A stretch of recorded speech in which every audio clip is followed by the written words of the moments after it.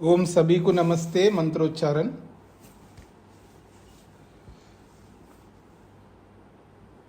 KKG mic खोलिए। KKG शुरुआत से बोलिए माइक।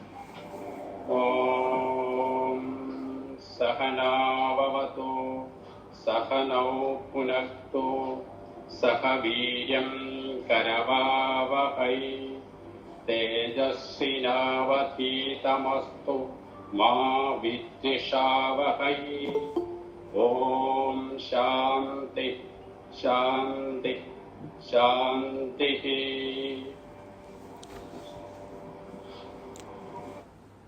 वेदांत दर्शन की कक्षा संख्या 139 है, 139। तीसरे अध्याय का तीसरे पाद का 12वां और 13वां, ये दो सूत्र हमने पीछे किए हैं। 12वां सूत्र है प्रिय शिरस्त्वादि अप्राप्ति ही उपचय अपचयौ ही भेदे।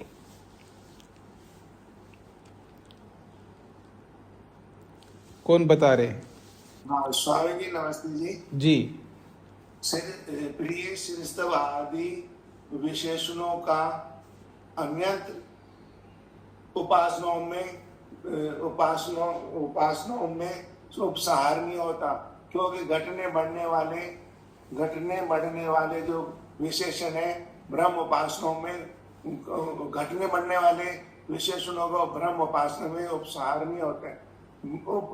प्रिय शिरस्तव आदि में प्रिय मोद और प्रमोद में उपचय और उत्कर्ष होते हैं, और मोद से प्रमोद से मोद, मोद से प्रिय में अपचय अपकर्ष होते हैं।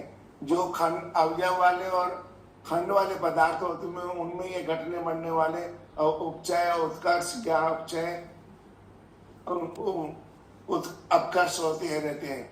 लेकिन ईश्वर अखंड है, उसमें ये प्रिय मोद और प्रमोद घटने बढ़ने वाले गुणों का विशेषण का नहीं होते उनमें। और प्रिय ईश्वर एक रस है और अखंड और अवयव से रहित है, वो अंदर बाहर से आवरण से रहित है, इसलिए ये वाले गुण उसमें नहीं होते। अन्यत्र जो कोश है, उस सर्वांतर कोश है, उनमें ये भागवर्ती वाले होते हैं, जो कि अन्यत्र ये इनका उपसंहार नहीं होता। जी। इतरे तु अर्थ सामान्यात। स्वामी जी नमस्ते जी। प्रसंग चल रहा है ईश्वर के आनंद आदि गुणों को जोड़ना है। जब हम किसी उपनिषद के माध्यम से उपासना करते हैं तो उन उपनिषद में जो वचन आए हैं तो उन वचनों को दूसरे उपनिषद में जो वचन आए हैं उनके साथ जोड़ते हैं। अर्थात किसी शास्त्र के अंदर जो परमात्मा के गुण आए हैं उन गुणों को दूसरे गुणों के साथ जो अन्य शास्त्रों के अंदर आए हैं उनके साथ जोड़ करके ग्रहण करते हैं। इसी प्रसंग को लेकर के आगे सूत्रकार कह रहे हैं कि हमें उपासना में वे गुण ग्रहण करने चाहिए जिन गुणों से हमें परमात्मा का यथार्थ रूप, न बदलने वाला रूप सामने आए। उन गुणों को ग्रहण नहीं करना चाहिए जिसमें परिवर्तन हो, घटते बढ़ते हो। तो वे गुण कौन से, नाम और विशेषण कौन से हैं शब्द? तो कहते हैं कि प्रिय शिरत्व आदि, अर्थात प्रिय मोद प्रमोद, ये तो अच्छा होने के अस्तर है। जैसे लोक में गुड, बेटर, बेस्ट, तो इसमें जो है इन गुणों को लेकर के ये तो प्रकृति के विभाग है अच्छा लगने के। परमात्मा तो के आनंद में तो एक जैसा रहता है, परमात्मा का आनंद उसमें परिवर्तन नहीं होता। इसलिए इन सब विशेषणों को छोड़ करके इन शब्दों से भिन्न जो आनंद आदि गुण है, अर्थात जो अलग अलग उपनिषद में अलग अलग गुण आए हैं, जैसे ईश्वर आनंद स्वरूप है, ईश्वर रस स्वरूप है, ईश्वर आकाश स्वरूप है, ईश्वर सत्य स्वरूप है, इन सब गुणों को उपासना में ग्रहण करना चाहिए, क्योंकि उन गुणों में उपासना रूपी अर्थ एक समान है, अर्थात ये सब परमात्मा के गुण हैं। जी, ठीक बात है, अच्छी बात है। आप लोग मेहनत कर रहे हैं, पुरुषार्थ कर रहे हैं, ऐसे करते जाइएगा। और जो नहीं सुना रहे हैं, जिनका क्रम नहीं आ रहा है, वो लोग भी तैयारी करें। जिनका अभी तक क्रम नहीं आया है, उनका भी ऐसा ही तैयारी होनी चाहिए, ताकि आपकी योग्यता बढ़ेगी। आगे बढ़ते हैं जी। 14वें सूत्र की भूमिका है, कल हमने इसको देखा था, दोबारा देखते हैं। यथा ही आनंदमये ब्रह्मणि प्रवेशाय प्रिय शिरस्त्वादि रूपः क्रमः अस्ति तद्वत्। जैसे आनंदमय ब्रह्म के साथ ज्ञानपूर्वक संयुक्त होने के लिए प्रिय शिरस्त्वादि रूपी जो गुणों का क्रम बताया गया है उपनिषदकार ने, तद्वत् उसी के समान इंद्रियेभ्यः परा ही अर्था अर्थेभ्यश्च परम मनः मनसस्तु परा बुद्धि बुद्धेरात्मा महान परः महता परम अव्यक्तम अव्यक्तात् पुरुषः परः पुरुषान् न परम किंचित सा काष्ठा स परा गतिः। ये कठोपनिषद का बहुत महत्वपूर्ण श्लोक है। इंद्रियेभ्य परा ही अर्था, गोलक रूपी इंद्रियों से, अर्था जो अर्थ है, रूप रस गंध आदि जो 5 विषय है, वो परा सूक्ष्म है। अर्थेभ्यः च परम मनः, और उन विषय रूपी अर्थों से मनः, मन जो है परम सूक्ष्म है। मनसस्तु परा बुद्धि, और मन से भी जो सूक्ष्म है वो अहंकार रूपी बुद्धि है। यहाँ बुद्धि अहंकार के लिए आया है। फिर कहा है बुद्धे है परः महान आत्मा, अन्वय करना है। बुद्धे है परः महान आत्मा, उस अहंकार रूपी बुद्धि से भी सूक्ष्म महान आत्मा महतत्व रूपी वस्तु है, जो उस अहंकार से भी सूक्ष्म है। फिर कहा महता परम अव्यक्तम, और उस महतत्व से भी सूक्ष्म अव्यक्त सत्वरस्तम है। अव्यक्तात् पुरुषः पर, और अव्यक्त सत्वरस्तम से भी परः सूक्ष्म पुरुष है। पुरुषात् न परम किंचित, पुरुष से परे सूक्ष्म और कोई वस्तु नहीं हो सकती। क्यों? स काष्ठा स परागति, वही अंतिम सीमा है सूक्ष्मता की। काष्ठा का मतलब है सीमा, अंतिम सीमा है। काष्ठा शब्द स्त्रीलिंग में इसलिए सा आया है। सा काष्ठा वो अंतिम सीमा है, और सा परागति, गति भी स्त्रीलिंग है, इसलिए सा परागति वही अंतिम गति है, वही सूक्ष्म गति है। इससे सूक्ष्म और कोई नहीं हो सकता। ये कठोपनिषद का वचन दे करके आगे कहा जा रहा है, अत्र अपि परत्व तारतम्य क्रम मंतव्य भविष्यति इति अत्र उच्यते। अत्र अपि, इस संदर्भ में, किस संदर्भ में भी? इंद्रियेभ्य पराई अर्था, ये जो संदर्भ दिया है, इस संदर्भ में भी परत्व तारतम्य क्रम मंतव्य भविष्यति, यहाँ पर भी परत्व का जो तारतम्य क्रम है, अर्थात इससे भी परे, इससे भी सूक्ष्म, इससे भी सूक्ष्म, ऐसा जो क्रम बताया गया है, इस क्रम को भी मानना चाहिए। कहाँ मानना चाहिए जी? उपासना क्रम में इस क्रम को भी लेकर के उपासना करनी चाहिए, ये कहने का तात्पर्य प्रश्नकर्ता का। क्योंकि ये जो क्रम बताया गया, ये क्रम ले जाके कहाँ पर दिखाया जी? पुरुष में। तो इस क्रम के माध्यम से भी उस पुरुष की उपासना करनी चाहिए, ये इसका तात्पर्य। प्रश्न समझ में आ गए जी? अत्र उच्यते, इसका समाधान कर रहे हैं। क्या समाधान है? 'आध्यानाय प्रयोजन अभावात्, आध्यानाय प्रयोजन अभावात्। ये जो क्रम बताया यहाँ पर कठोपनिषदकार ने, इसका कोई प्रयोजन ही नहीं है। उपासना के संदर्भ में इसका प्रयोजन नहीं है।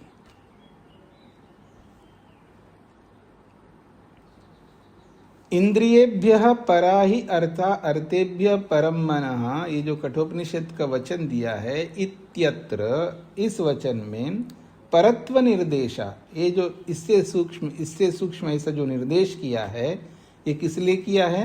आध्यानाय, आध्यान के लिए किया है। और आध्यान को खोल के समझा रहे हैं, परमात्मा निश्चयाय, परमात्मा का निश्चय करने के लिए ये क्रम दिया है। अर्थात परमात्मा किस स्तर का है, किस प्रकार का है, परमात्मा का सुनिश्चय करने के लिए क्रम है। यत् कि परमात्मा खलु एभ्यः सर्वेभ्यः उत्कृष्टा सूक्ष्मः, क्योंकि परमात्मा जो है, खलु निश्चित रूप से, एभ्यः सर्वेभ्यः, इन सभी बताए गए कठोपनिषद में बताए गए ये सूक्ष्म तत्व है, इन सभी सूक्ष्म तत्वों से उत्कृष्ट, बहुत सूक्ष्म है। उत्कृष्ट को बोला है सूक्ष्म, इन सबसे सर्वाधिक सूक्ष्म है। अथ च एषां सर्वेषां अंतरे व्यापकत्वेन वर्तमानो अस्ति इति मंतव्यम्। अथ इसीलिए एषां सर्वेषां, इन सभी सूक्ष्म पदार्थों के अंतरे, उनके अंदर भी व्यापकत्वेन, व्यापक रूप से परमात्मा वर्तमान है, ऐसा इति मंतव्यम, ऐसा मानना चाहिए। नहीं अत्र उपासना विषय प्रदर्शनम, यहाँ इन सबसे सर्वोत्कृष्ट सूक्ष्म परमात्मा है, क्योंकि इन सब में परमात्मा व्याप्त है, यही बताना इसका तात्पर्य है, ना कि उपासना विषय प्रदर्शनम। यहाँ कोई उपासना का विषय प्रस्तुत नहीं किया गया है। ये न उपासना क्रमो भवेत्, जिससे कि ये उपासना का क्रम बने। कथम, क्यों नहीं बन सकता जी उपासना का क्रम? प्रयोजन अभावात्, नहीं एषां परत्वे अस्ति किंचित उपासनाया प्रयोजनम। इससे सूक्ष्म ये, इससे सूक्ष्म ये, इससे सूक्ष्म ये बताना, यह कोई उपासना का प्रयोजन नहीं है। ये उपासना का प्रयोजन नहीं, इसलिए उपासना के प्रसंग में इस क्रम को लाने की आवश्यकता नहीं है। फिर ये क्रम बताए क्यों? इस क्रम से आप चिंतन करो ना, मनन करो, निधिध्यासन करो, सुनिश्चय करो परमात्मा के संदर्भ में। ऐसा है, जब हम विद्यार्थी के रूप में पढ़ रहे थे दर्शन शास्त्र, तब हमारे गुरुजी ने हमारे ऊपर नियम लगाया कि आपको कम से कम आधा घंटा निधिध्यासन करना है। ये जो आपने सुना है ना, श्रवण, मनन, निधिध्यासन और साक्षात्कार, श्रवण चतुष्टय कहते हैं इसको। तो निधिध्यासन का नियम बनाया, केवल मेरे ऊपर नहीं, जितने भी विद्यार्थी पढ़ रहे थे हम लोग, सबके ऊपर एक नियम था। जिस दिन निधिध्यासन नहीं किया उस दिन दंड, जिस दिन देर से उठा उस दिन दंड, उसके लिए दंड, हर चीज के लिए दंड होता था। वो दंड हमें वो देते नहीं थे, हमें लेना होता था स्वयं। वो निर्धारण थे, ये दंड, गलती किया दंड ले लो अपने आप, नहीं लिया तो डबल दंड। तो हम पर ये नियम बना था कि निधिध्यासन करना।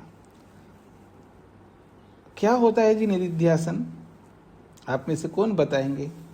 पहले वैसे मैंने कई बार बोला होगा।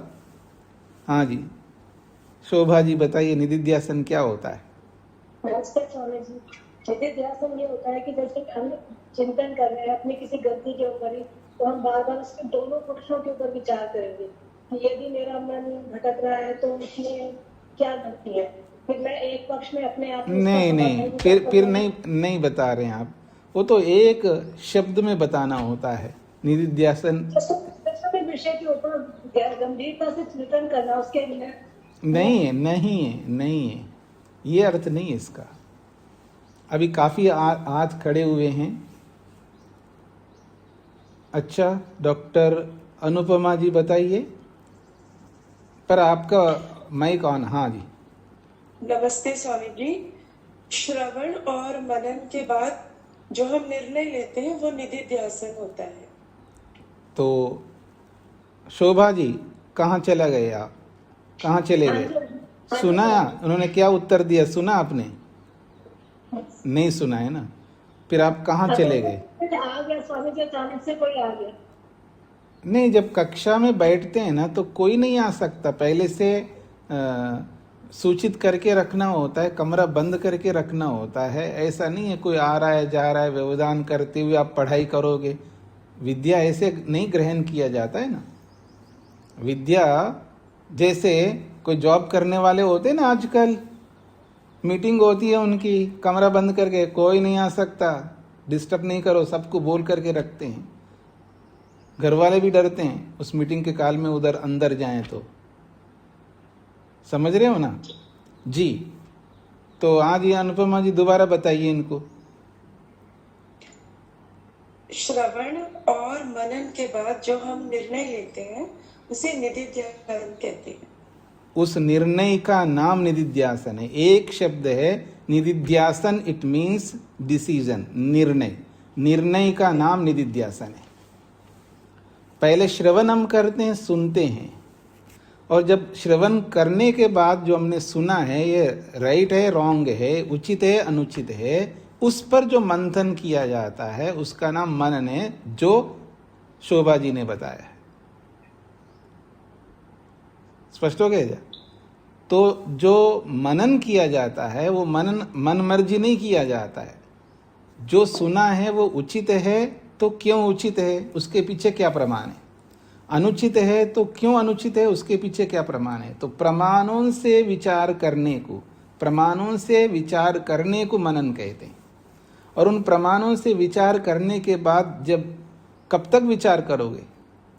कभी तो सामने आएगा ना कि प्रमाणों से जो सिद्ध होता है ये राइट है, ये उचित है, यही धर्म है, यही पुण्य है, यही न्याय। जब निर्णय होता है तो हम निर्णय करते हैं यही उचित है, ऐसा कह करके जब हम निर्णय करते हैं, ठप्पा लगाते हैं, उसी का नाम है निधिध्यासन।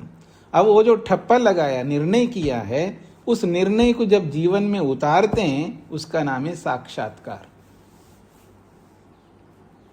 अब सबको याद रहेगा, सुनना मनन, सुनना श्रवण है, सुने हुए के ऊपर उचित अनुचित का प्रमाणों से विचार करना, और विचार करके निर्णय लेना, और उस निर्णय को जीवन में उतारना, उसका नाम साक्षात्कार है। यहाँ साक्षात्कार का मतलब दर्शन है भगवान का, वो ही नहीं है। यहाँ पर साक्षात्कार अलग अलग होता है। भगवान का भी साक्षात्कार होता है, उसका भी हम श्रवण करते हैं, फिर उस पर मनन करते हैं, फिर उसका निर्णय करते हैं, उसका भी साक्षात्कार होता है, उसका भी दर्शन होता है। लेकिन बहुत सारी बातें हैं, जैसे सत्य है, सत्य बोलना चाहिए नहीं बोलना था, बोलना चाहिए तो सत्य तो सुनते हम, सत्य बोलना चाहिए, श्रवण किया, लेकिन मनन तो करते नहीं आप, इसलिए तो बोलते नहीं आप। तो मनन करता है व्यक्ति, सत्य बोलना है तो क्यों बोलूं, बोलूंगा तो क्या क्या हानि हो रही है, मेरे को बहुत बड़ी हानि दिखाई दे रही है, इसलिए तो नहीं बोलता आदमी। पर उसको ये प्रमाणों से विचार करना है कि सत्य से हानि होती है या नहीं होती है, और झूठ बोलने से लाभ होता है नहीं होता है। ये जब मंथन करता है, मनन करता है, विचार करता है प्रमाणों के अनुसार, उससे बाद में जाकर के पता लगता है कि ये तो मैं गलत सोच रहा था, असत्य से तो कभी लाभ ही नहीं हो सकता। जिसको लाभ समझ रहा हूं वो लाभ थोड़ा है, वो तो उस असत्य का परिणाम है, उस असत्य का प्रभाव हो सकता है, परिणाम हो सकता है, उस असत्य का फल नहीं है। और जो सत्य बोलने से जो मेरे को हानि दिखाई दे रही वो हानि नहीं है, वो सत्य का परिणाम है, वो सत्य का प्रभाव है। सत्य का तो फल तो अलग है। जब ये निर्णय करता है तभी तो सत्य बोलेगा, उसके बिना सत्य कैसे बोल सकता आदमी। और जो सत्य नहीं बोल रहा है, अथवा जिस विषय में नहीं बोल रहा है, मैं ये नहीं कह रहा हूं आप हर विषय में असत्य बोलते हैं, लेकिन जिस विषय में आप सत्य नहीं बोल रहे हैं, इसका मतलब है आप उस पर मनन नहीं कर रहे हैं। और कोई कोई ऐसा विषय होता है जिसका एक दिन में नहीं निर्णय होता है, जिसका एक महीने में निर्णय नहीं होता है, जिसके बारे में एक साल में भी निर्णय नहीं होता, जिसके बारे में 10 साल में भी नहीं होता, 100 साल में भी नहीं निर्णय नहीं होता। ऐसे भी बहुत सारे विषय हैं। तो ये मनन करना, मतलब श्रवण करके मनन किए बिना विद्या बढ़ेगी नहीं आपकी। आप पढ़ते तो जा रहे हैं, लेकिन आप उस पर मनन नहीं करोगे। और मनन जो है अकेले कर सकता है व्यक्ति योग्यता होने पर, और जब योग्यता नहीं होता तो दूसरे के साथ बैठ करके मनन करता है। मनन 2 प्रकार से होता है।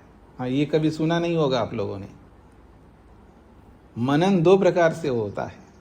एक तो अकेला भी कर सकता है यदि वो योग्य है मनन करने के। अगर उतनी योग्यता नहीं है तो दूसरे के साथ बैठ करके फिर वो मनन करता है। वो भी कैसे करता है जी? जैसे सत्य है और दूसरा है उसके समान स्तर का होता है, तो फिर हम बांटते हैं विषय का। अच्छा, आप सत्य को सिद्ध करो, मैं असत्य को सिद्ध करूंगा। तो इस तरह मनन किया जाता है। और मनन करते करते करते एक को तो हारना ही होगा, ठीक है। तो जब निर्णय होगा नहीं, सत्य बोलने से हानि कभी नहीं होती है, जो हानि दिख रही है वो हानि नहीं है, वो तात्कालिक जो आपको परिणाम दिखता है, तात्कालिक जो प्रभाव दिखता है आप पर, वो तात्कालिक प्रभाव है, तात्कालिक परिणाम है, वो सत्य का फल नहीं है, वो जो हानि। क्योंकि सत्य से कभी हानि नहीं हो सकती। फिर भी आपको हानि दिख रही है, वो हानि नहीं है, ये भी डिसाइड करना होता है, ये भी निर्णय करना होता है मनन के माध्यम से। ये करते नहीं, इसलिए तो असत्य का आचरण करता है व्यक्ति। बहुत मनन करना है जी आप लोगों को, बहुत कुछ निधिध्यासन करना है। अब इसमें इस दंगल में उतरे ही नहीं आप लोग। जब तक उतरोगे नहीं तब तक आगे कैसे बढ़ोगे आप? मुक्ति यूं ही थोड़ा मिलेगी किसी को।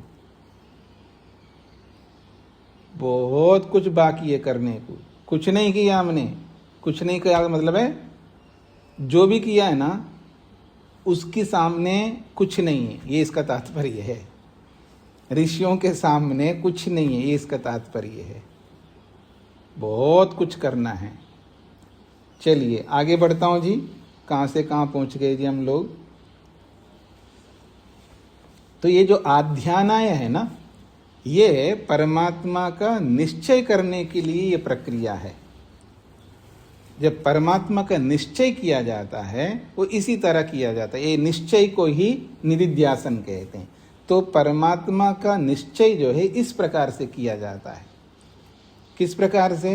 कि परमात्मा को सूक्ष्म बताया जा रहा है, तो कैसे सूक्ष्म है वो, किससे सूक्ष्म है, क्यों सूक्ष्म है, ये सब प्रमाणों के माध्यम से मनन करते हुए निश्चय किया जाता है, अर्थात निर्णय किया जाता है। तो इस निर्णय के लिए ये प्रसंग है, ना कि ये उपासना का प्रसंग है।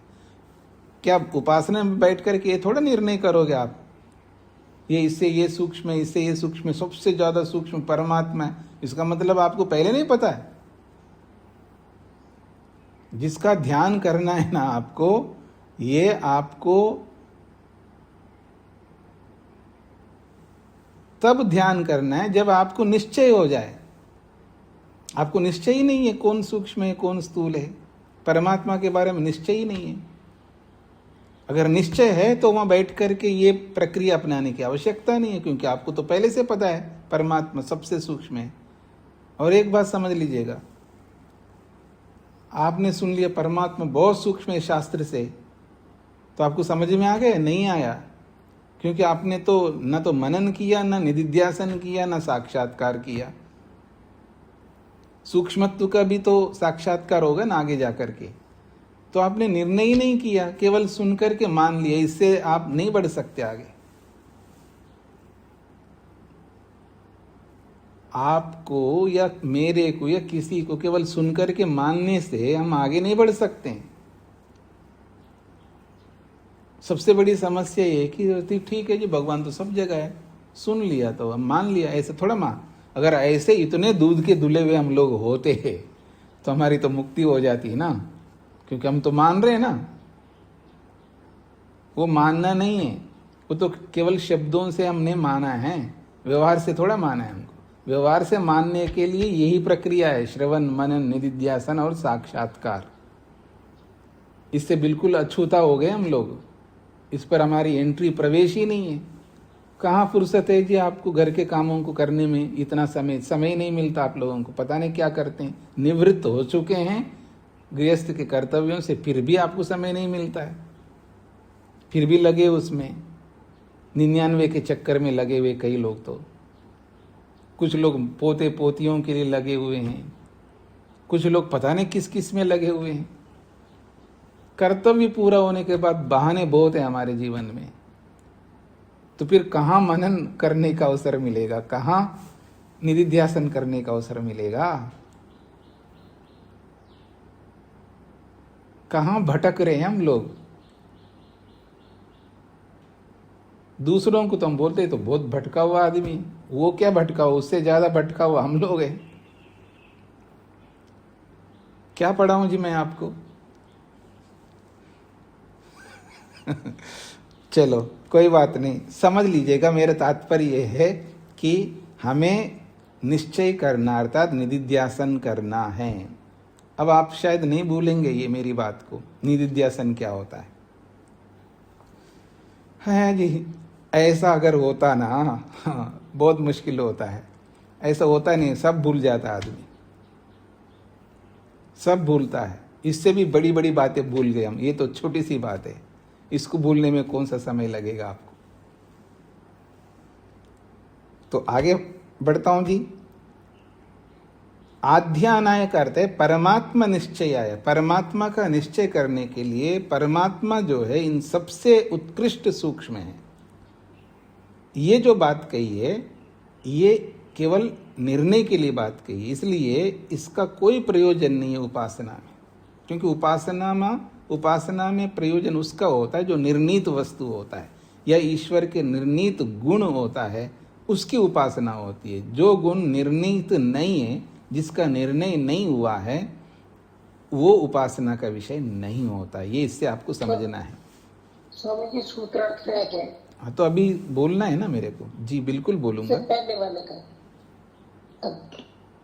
14वें का तो 14वां ही तो चल रहा है, थोड़ा धैर्य रखिएगा। हाँ, तो 14 ही चल रहा है, अभी 14वें को पूरा कहाँ किया है, तो ये पूरा हो गया जी आपका।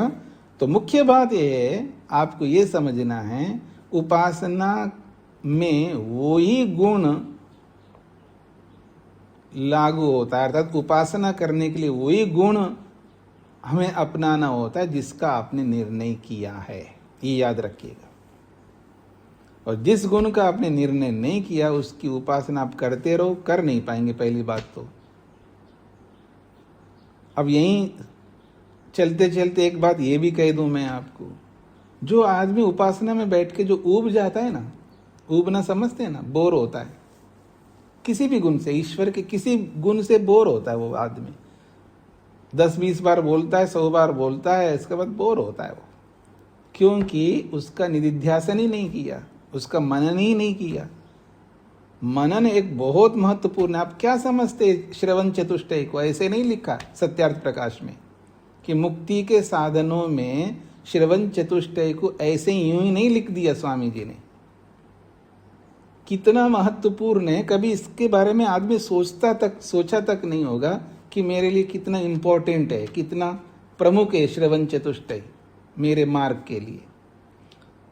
ईश्वर के कितने गुण हैं, हम अनंत गुणों का ध्यान नहीं कर सकते, लेकिन इन्हें गिने गुण जिनका हम ध्यान कर सकते हैं, तो उस गुण का हमें ध्यान करना होता है जिस गुण पर आपने निर्णय किया, साक्षात स्वयं अपने हाथों से निर्णय किया, दूसरे के निर्णय से नहीं। तभी तो उसमें आपका मन लगेगा, क्योंकि जिस पर आप मेहनत करते हो ना, उस मेहनत का जब खाते हो ना, तब आपको आनंद होता है। ये तो आप सबको पता ही होगा। क्यों नंदा जी?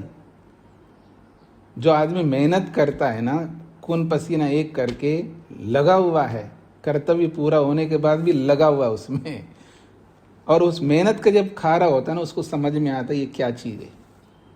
जिसका मेहनत ही नहीं किया, दूसरे के मेहनत को आप खाओगे, उसका इंपॉर्टेंट ही नहीं रहेगा आपके सामने। ये बच्चे जो होते हैं ना, छोटे बच्चे, आज के बच्चे, उसको 1000 रुपए दे दो, उसके लिए कुछ भी नहीं है 1000 रुपए। कितने पैसे दो उसके लिए, लाख दो तो भी कुछ नहीं उसके लिए, क्योंकि उसने मेहनत करके थोड़ा प्राप्त किया। मेहनत तो आपकी है, आपको पता है। वो लाख रुपए भी यूं खर्च करता है, आप लाख रुपए खर्च कर नहीं सकते, क्योंकि आपको पता है वो लाख आया कैसे। तो ऐसे ही जब जिस गुण का आप ध्यान करने जाओगे, उस गुण पर आपने मनन करके निधिध्यासन किया हो ना, आपको पता है उसका उसका महत्व क्या है, उसका इंपॉर्टेंट क्या है। जब उसके साथ जब आप जुड़ करके ध्यान करोगे, तब आपका मन इधर उधर कैसे जाएगा, क्योंकि आपने पुरुषार्थ करके, मेहनत करके उसका निर्धारण किया, निश्चय किया है, तभी तो आपका मन लगा रहेगा उसमें। बहुत सीखना है हम लोगों को, बहुत सीखना है।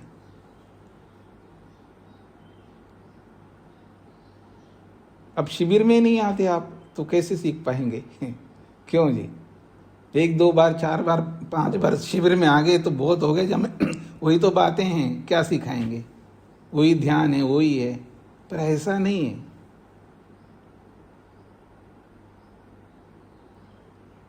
ऐसा नहीं है।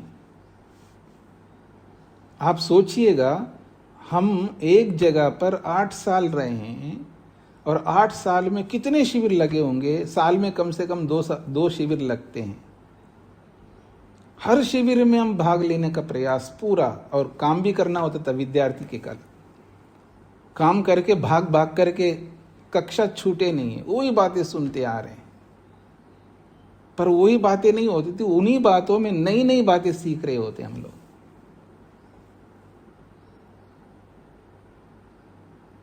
और आज का विद्यार्थी एक बार शिविर में भाग लेकर के फिर दोबारा भाग लेता नहीं है। हमने भाग ले लिया। वो इतने साल रहे थे हमारे ब्रह्मचारी, आज के ब्रह्मचारी, इतने शिविर होते हैं, एक बार शिविर भाग में लेने के बाद उसको लगता है हमने भाग लिया, लेना नहीं है। उसको बिठाओ बताने के लिए, वो बता नहीं पाएगा। फिर ना उसको एक्सप्लेन कर पाएगा, ना बता पाएगा ढंग से। आज जो आप बता रहे हो ना, सूत्रार्थ, उसका सार पूरा बता रहे हो। कैसे बता रहे हो आप? मेहनत करके बता रहे हो आप।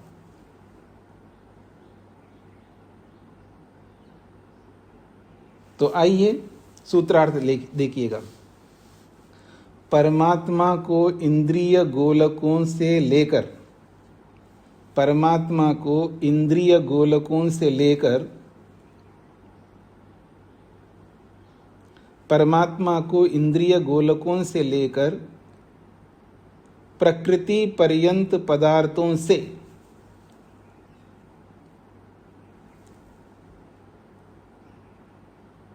प्रकृति पर्यंत पदार्थों से उत्कृष्ट सूक्ष्म बताया जाना, प्रकृति पर्यंत पदार्थों से उत्कृष्ट सूक्ष्म बताया जाना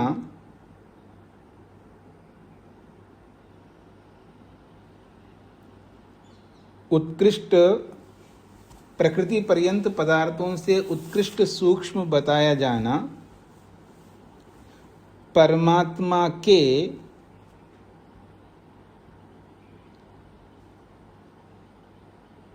चिंतन के द्वारा निश्चय करने के लिए है।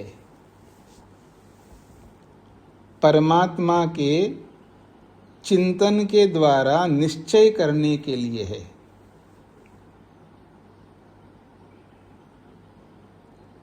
परमात्मा के चिंतन के द्वारा निश्चय करने के लिए है।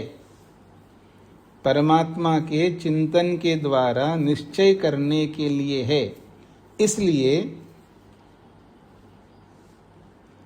इसलिए उनका उपासना में जोड़ने का कोई प्रयोजन नहीं है। इसलिए उनका उपासना में जोड़ने का कोई प्रयोजन नहीं है।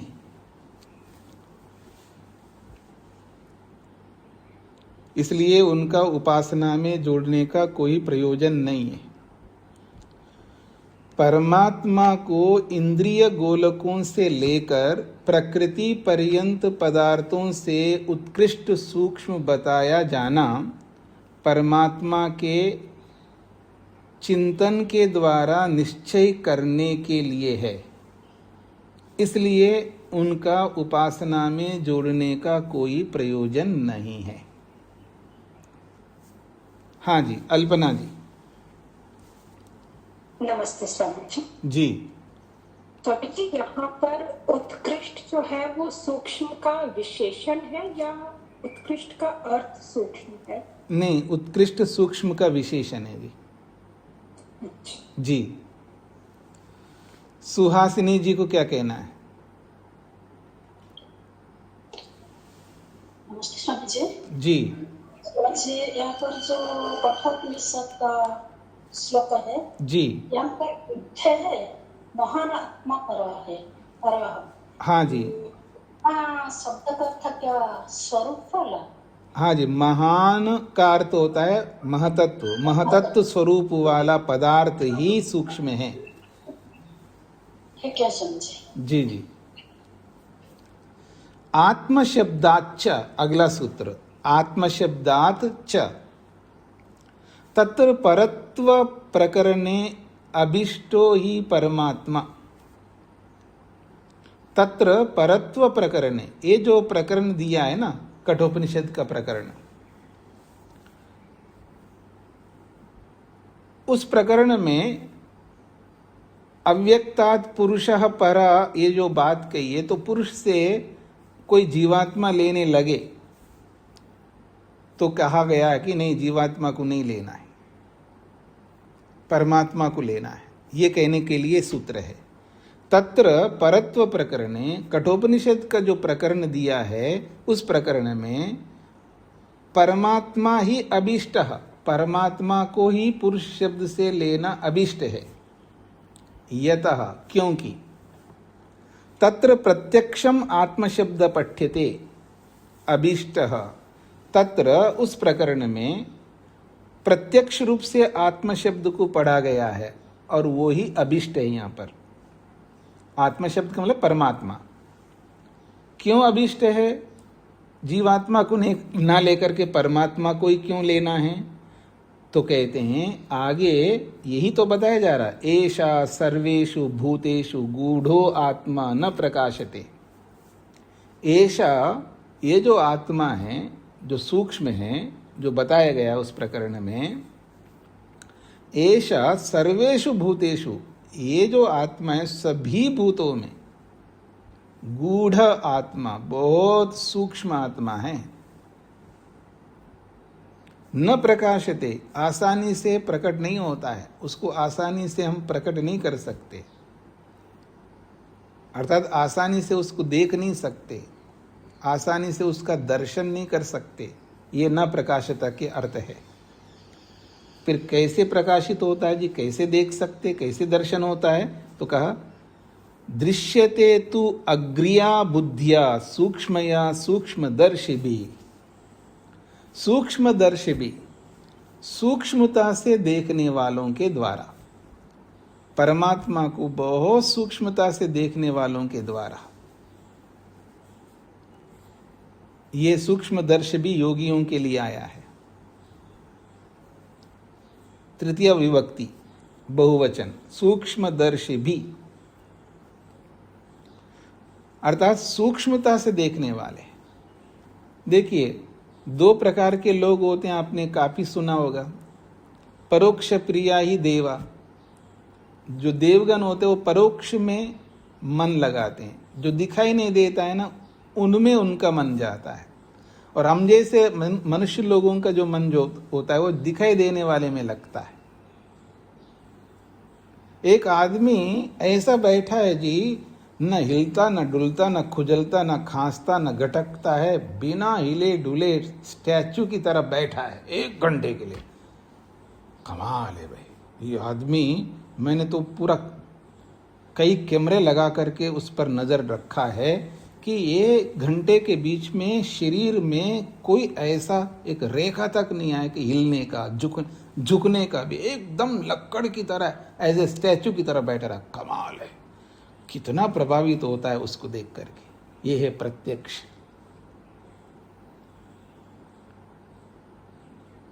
दुनिया जो है ना, ये जो बाहर की चीजें है ना, उसको देख करके बहुत प्रभावित होती है।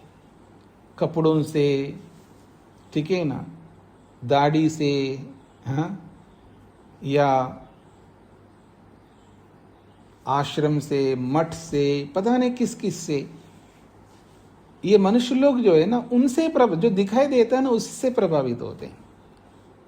जो देव होता है ना, है बैठा होगा, कोई भी बैठ सकता है, कोई भी बैठ सकता है, पर वो इसके अंदर मन में क्या चल रहा है वो देखता है। वो बैठ करके भगवान का ध्यान कर रहा है, पता नहीं क्या कुछ और कर रहा है मन में, वो देखते हैं। और वो कैसे देखते हैं जी वो लोग? जब वो वहां से उठेगा, जब व्यवहार करेगा, तब उसका मन पता लगता है कि वो ध्यान में बैठ करके मन में कर क्या रहा था। ध्यान में बैठ करके वो क्या कर रहा था, उसके मन में क्या चल रहा था, वो सारा का सारा उसका मन वहां देखता है व्यवहार में।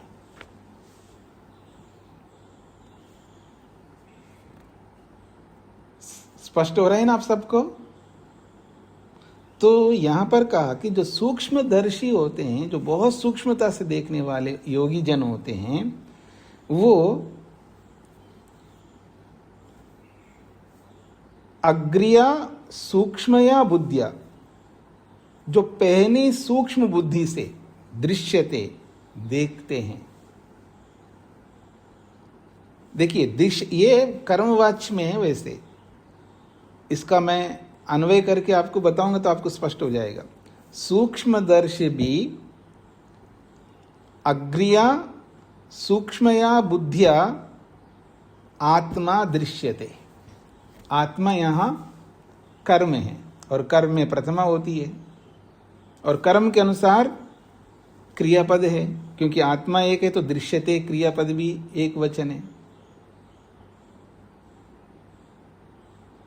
हाँ जी, संस्कृत पढ़ने वालों को ये अच्छा समझ में आएगा। कर्तृवाच्य, कर्मवाच्य और भाववाच्य, ये कर्मवाच्य है। सूक्ष्मदर्शी भी ये कर्ता है, और कर्मवाच्य में कर्ता में तृतीय विभक्ति आती है। तो कर्ता कौन है यहाँ पर? योगी, योगी लोग। और कर्म परमात्मा है, क्योंकि परमात्मा को देख रहे हैं। और कर्म में प्रथमा होती है कर्मवाच्य में, और जो कर्ता है, जो देखने वाले, उसमें तृतीय विभक्ति होती है। और कर्म के अनुसार क्रियापद आती है, इसलिए क्रियापद दृश्यते एक वचन ही है।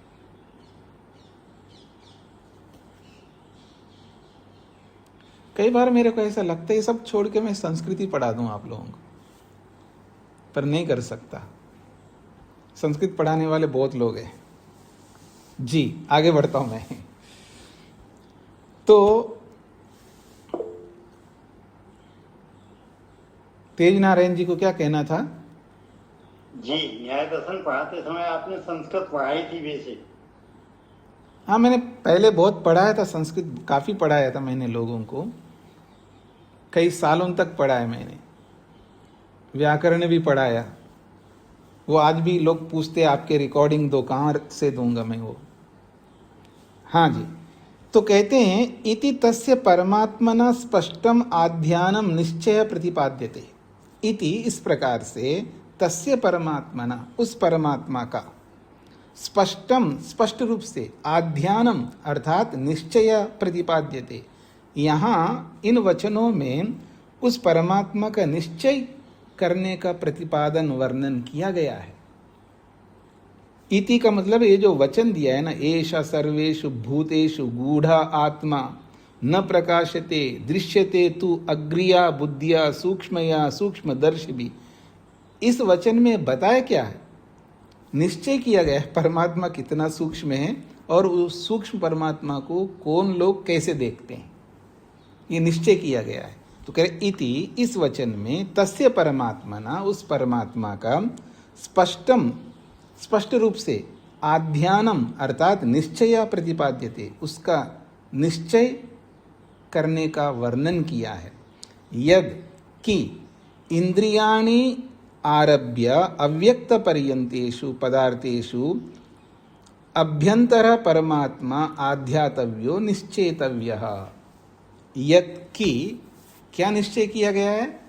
यद कि इंद्रियाणि आरभ्य, इंद्रियों से आरंभ करके, इंद्रिय का मतलब इंद्रिय गोलकों से आरंभ करके, अव्यक्त पर्यंतेषु, जो अव्यक्त सत्वरस्ता में वहां तक जितने भी पदार्थ आए हैं उन सब पदार्थों के अंदर, अभ्यंतर उन समस्त पदार्थों में परमात्मा विराजमान हैं।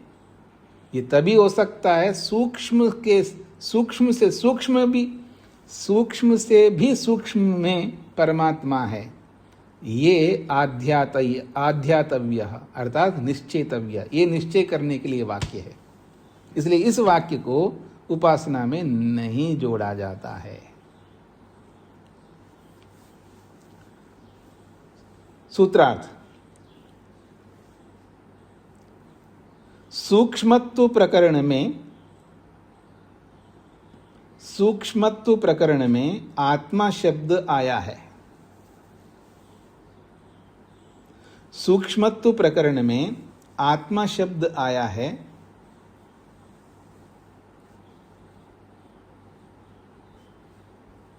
सूक्ष्मत्व प्रकरण में आत्मा शब्द आया है और वह आत्मा जीव न होकर परमात्मा है, और वह आत्मा जीव न होकर परमात्मा है।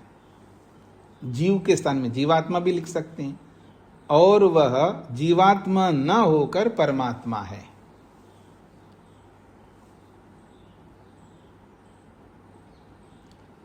और वह जीवात्मा न होकर परमात्मा है क्योंकि वह सब में व्याप्त है। क्योंकि वह सब में व्याप्त है।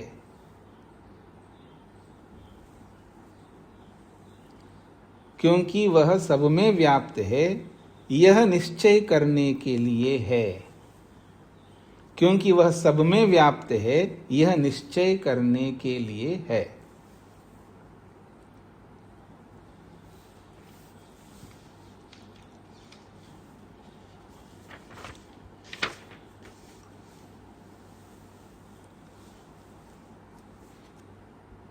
सूक्ष्मत्व प्रकरण में आत्मा शब्द आया है और वह जीवात्मा न होकर परमात्मा है। वह सब में व्याप्त है। क्योंकि वह सब में व्याप्त है, यह निश्चय कर, क्या लिखवाया था पता नहीं, बोलना एक बार शोभा जी। हाँ जी। सूक्ष्मत्व प्रकरण में आत्मा शब्द आया है और वह आत्मा जीवात्मा के लिए न होकर परमात्मा है, क्योंकि वह सब में व्याप्त है, यह निश्चय करने के लिए है। जी ठीक है। हाँ जी, आक्षिप्य समाधत्ते, आक्षेप करके समाधान किया जा रहा है। हाँ जी, सुहासिनी जी। स्वामी जी, ये 15 नंबर का भाष्य में तत्र परत्व प्रकरणे अभीष्ट, ये जो अभीष्ट शब्द वहां पर ह्रस्वईकार है और हाँ। एक अभीष्ट शब्द आया है पठ्यते अभीष्ट, यहाँ पर दीर्घईकार आया। यहाँ पर क्या अर्थ में कुछ अलग है या यहाँ तो अभीष्ट में तो दीर्घ आया है, कहाँ अरस्व आया है? ह्रस्व आया है पहला परत्व प्रकरणे अभीष्ट है, पहला वाक्य में। अच्छा अच्छा अच्छा, ठीक है। तत्र परत्व प्रकरणे अभीष्टः, यहाँ पर ह्रस्व। जी जी जी। अभीष्टः अभीष्टः, वैसे तो यहाँ पर दीर्घ होना चाहिए। पहले वाक्य में अभीष्ट जो है वो दीर्घ होना चाहिए, अरस्व के जगह दीर्घ होना चाहिए। फिर भी मैं एक बार कंफर्म करूंगा, कई बार दोनों हो सकते हैं, पर मैं इसको देखूंगा, बाद में बताऊंगा जी। ठीक है स्वामी जी। वैसे तो मेरी दृष्टि से अभी तो दीर्घ होना चाहिए, लेकिन कई बार दोनों भी सही हो सकते हैं। हाँ जी, और किसी का कोई प्रश्न तो नहीं है? मैं प्रयास करता हूं क्या हो जाएगा। आक्षिप्य समाधत्ते, आक्षेप करते हुए उसका समाधान किया जा रहा है 2 सूत्रों के माध्यम से। आत्मगृहीति इतरवत उत्तरात् अन्य अन्वयात्, आत्मगृहीति ही इतरवत उत्तरात् अन्वयात् इति चेत स्यात् अवधारणम्। आत्मगृहीति ही विसर्ग आएगा, इतरवत उत्तरात् अन्वयात् इति चेत स्यात् अवधारणात्। आत्मगृहीति ही इति इतरवत एषा सर्वेषु भूतेषु गूढ़ो आत्मा न प्रकाशते। ये जो वचन आया है, उक्त वचने, इस वचन में यद आत्मशब्द गृहीति, जो आत्मशब्द का ग्रहण किया गया है, आत्मशब्द ग्रहणम तन्न परमात्मा अभिधायकम, ये जो इस वचन में आत्मशब्द का ग्रहण किया है, तत् वो शब्द न परमात्मा अभिधायकम, ये परमात्मा को अभिधायकम कहने वाला नहीं है। ये प्रश्नकर्ता कह रहा है। किंतु फिर किसके लिए का आया है? तद इतरवत, इतरवत अर्थात जीवात्मवत, जीवात्म निमित्तम मंतव्यम। इतरवत का अर्थ है जीवात्मवत, अर्थात जीवात्मा के लिए आया है ऐसा मानना चाहिए, ये प्रश्नकर्ता का कहना है। एषा सर्वेषु भूतेषु गूढ़ो आत्मा न प्रकाशते, इस उक्त वचने, इस वचन में यद आत्मशब्द गृहीति, जो आत्मशब्द का ग्रहण आया है, आत्मशब्द ग्रहणम तत् न परमात्मा अभिधायकम, ये आत्मशब्द का ग्रहण उस वाक्य में करना, तत् वो आत्मशब्द न परमात्मा अभिधायकम, परमात्मा को अभिधायकम कहने वाला नहीं है। किंतु फिर किसको कहने वाला है?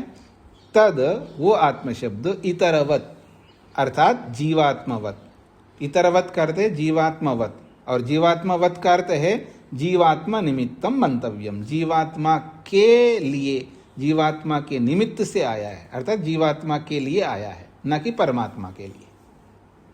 कुतः, ये कैसे आप कहना चाहते हैं कि ये जीवात्मा के लिए आया है? उत्तरात् अन्वयात्, प्रश्नकर्ता कहता है अग्रिमाद अन्वयाद, आगे आने वाले वचन के साथ इसका अन्वय, इसको जोड़ लेने से पता लगता है। तद अग्रे जीवात्मना प्रकरणम विद्यते, क्योंकि उसी के आगे जीवात्मा का प्रकरण दिया है वहां पर। तद अग्रे जीवात्मना प्रकरणम विद्यते खलु, उसके आगे बिल्कुल जीवात्मा का प्रकरण विद्यमान है। क्या है प्रकरण जीवात्मा का? तो वो कहता है यच्छेद वांग मनसी प्राज्यः तद यच्छेद ज्ञाने आत्मनि, ज्ञानम आत्मनि महति नियच्छेद तद यच्छेद शांतः आत्मनि। यह शांति आत्मनि, ये सब संधियों के कारण से ऐसा दिखाई दे रहा है। तो वो इसके आगे का वचन जीवात्मा का प्रकरण आया है, तो जीवात्मा के लिए वो आत्म शब्द होना चाहिए, ना कि परमात्मा। तो क्या है वो प्रकरण? तो ये है प्राज्य। प्राज्य का मतलब ज्ञानी व्यक्ति को, ज्ञानी व्यक्ति अर्थात योगाभ्यास करने वाला व्यक्ति, ज्ञानी विद्वान व्यक्ति को प्राज्य कहा है। प्राज्य विद्वान व्यक्ति को क्या करना चाहिए? वांग मनसी यच्छेद, वाणी को मन के साथ जोड़ना चाहिए। वांग मनसी यच्छेद, वाणी को मन के साथ जोड़ना चाहिए। फिर कहा तद यच्छेद ज्ञाने आत्मनि, तद का मतलब उस मन को, ज्ञाने आत्मनि यच्छेद, उसको अहंकार के साथ जोड़ लेना चाहिए। फिर कहा ज्ञानम आत्मनि महति नियच्छेद, उस ज्ञान रूपी आत्मा को अर्थात अहंकार रूपी उस आत्मा को महती नियच्छेद, महतत्व में जोड़ लेना चाहिए, अर्थात महतत्व के साथ जोड़ लेना चाहिए। तद यच्छेद शांते आत्मनि, और उस महतत्व को शांत आत्मा जीवात्मा के साथ जोड़ लेना चाहिए। ये बात आई है यहां पर। स्पष्ट हो रहा है जी? सब कुछ समझ में आ गया? अत्र नियमन क्रम अंतिमो जीवात्मा प्रतिभाति। अत्र इस कठोपनिषद के इस वचन में ये जो नियमन क्रम है, नियमन का मतलब है मन को उसमें लगाओ, उसको उसमें लगाओ, ऐसा जो नियमन किया है, ऐसा जो विधान किया है, इस क्रम से अंतिम, जो अंतिम क्रम आया है, जीवात्मा प्रतिभाति, वो तो जीवात्मा के लिए आया है, और आप कह रहे हो परमात्मा को लेना चाहिए। ये प्रश्नकर्ता का कहना है। तो कहते इति चेत स्यात्, यदि ऐसा प्रश्नकर्ता कहे तो उसका उत्तर दे रहे नहीं, जीवात्मा के लिए बिल्कुल नहीं। क्यों? अवधारणात्। इति चेत कथनम स्यात् तर्हि, ऐसा यदि प्रश्नकर्ता कथन करे तर्हि, तब उत्तर है अवधारणात्। वहां अवधारण से पता चल, निश्चय जहां होता है उसी से पता लगा है ना। आप चिंतन कुछ भी करते रहो जी, मनन तो कुछ भी करते रहो, कभी लगता ये सही है, कभी लगता वो सही है। चिंतन में निर्धारण नहीं हो, जहाँ अवधारण होता है, जहाँ निश्चय होता है, तब पता लगता वो क्या है। तो कहते अवधारणात् परमात्मा अत्र आत्मशब्देन अभिलक्षितः अस्ति।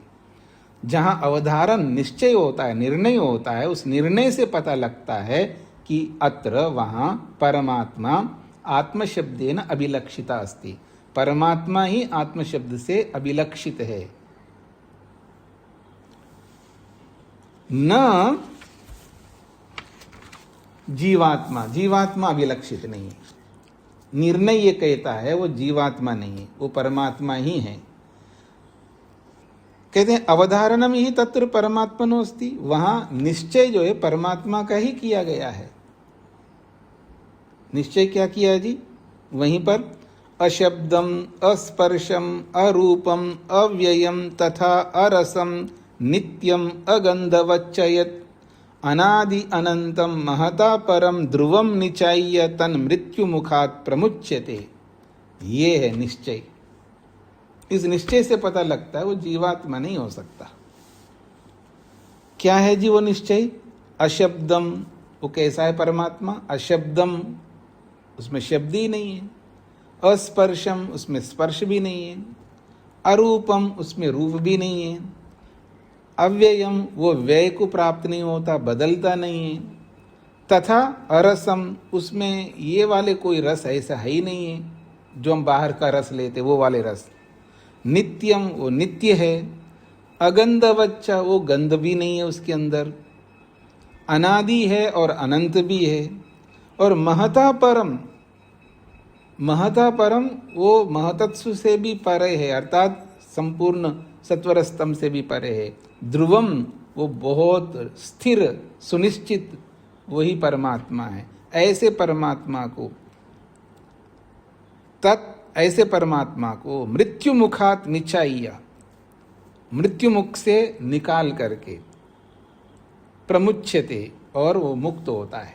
वैसे इसको जीवात्मा परक भी कोई अर्थ लगा लेता है, पर वास्तव में जीवात्मा परक ना होकर के परमात्मा परक है।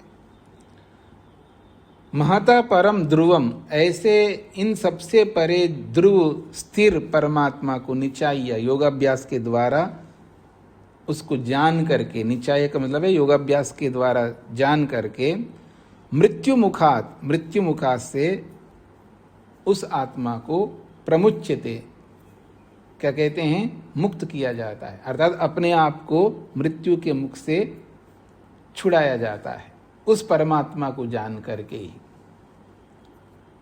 ये इसका तात्पर्य। तस्माद आत्मशब्देन परमात्मा अभिप्रेयते, इसलिए यहाँ आत्मशब्द से परमात्मा को ही लेना चाहिए, ये कहना चाह रहे हैं।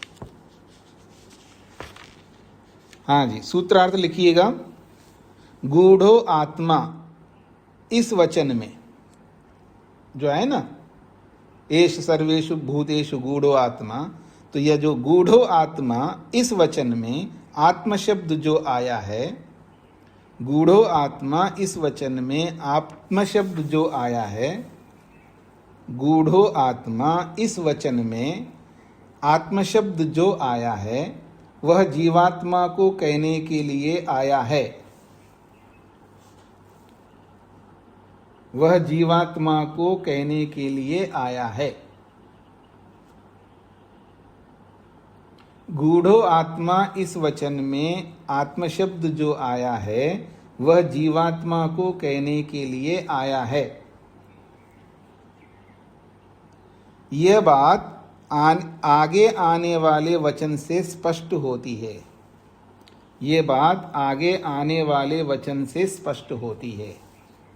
यह बात आगे आने वाले वचन से स्पष्ट होती है। गूढ़ो आत्मा इस वचन में आत्म शब्द जो आया है वह जीवात्मा को कहने के लिए आया है। यह बात आगे आने वाले वचन से स्पष्ट होती है। ये 16वां सूत्र का अर्थ पूरा हुआ। 17वें सूत्र का अर्थ,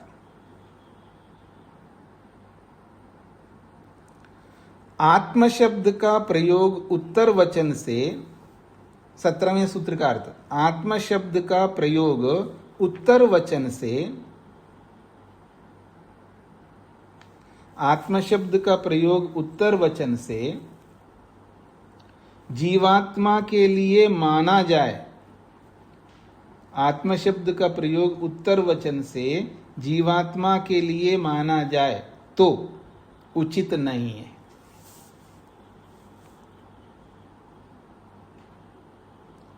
आत्म शब्द का प्रयोग उत्तर वचन से जीवात्मा के लिए माना जाए तो उचित नहीं है, क्योंकि उसी उत्तर वचन के निर्णायक वचन में, क्योंकि उसी उत्तर वचन के निर्णायक वचन में परमात्मा का ग्रहण सिद्ध होता है। क्योंकि उसी उत्तर वचन के निर्णायक वचन में परमात्मा का ग्रहण सिद्ध होता है। यह परमात्मा वाची सिद्ध होता है, क्योंकि उसी उत्तर वचन के निर्णायक वचन में परमात्मा वाची सिद्ध होता है।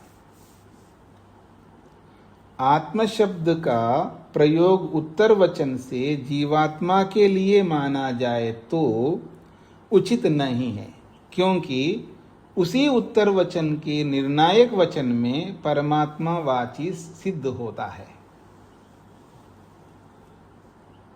हाँ जी, समझ में आ गई जी सूत्रार्थ। बाकी बचा हुआ तो आगे पूछ लेना, कल पूर्णिमा का अवकाश रहेगा। हाँ जी, कुसुम जी को क्या कहना है? स्वामी जी नमस्ते। स्वामी जी 16 का दोबारा से बोलते। दोबारा सुनना है तो दूसरों से सुन लीजिएगा। मैं कक्षा बंद करूंगा, बाकी लोगों से पूछ के लिख लीजिएगा। अल्पना जी को क्या कहना है? स्वामी जी, इसमें जो 16वां सूत्र है वो उत्तरार्थ पर खत्म होगा, अन्वयार्थ पर नहीं होगा। अन्वयार्थ अगले 17वें का आना चाहता है। उत्तरार्थ जो है, अच्छा आप ये कहना आत्मगृहीति ही इतरवत, यहां तक है, फिर उत्तरात् अन्वयाद इति चेत स्याद अवधारणम, ऐसा आप कहना चाह रहे हैं? हाँ जी, इसमें उत्तरात् दोनों तरफ ही लग रहा है। हाँ जी, दोनों तरफ लग रहा है, इसलिए आत्मगृहीति ही इतरवत उत्तरात् एक पूरा सूत्र हो गया। फिर उत्तराद अन्वयाद इति चेत स्याद अवधारणम, दूसरे सूत्र में फिर उत्तराद की अनुवृत्ति लाके फिर जोड़ लेना। ठीक हो गया जी? ओम शांति शांति शांति।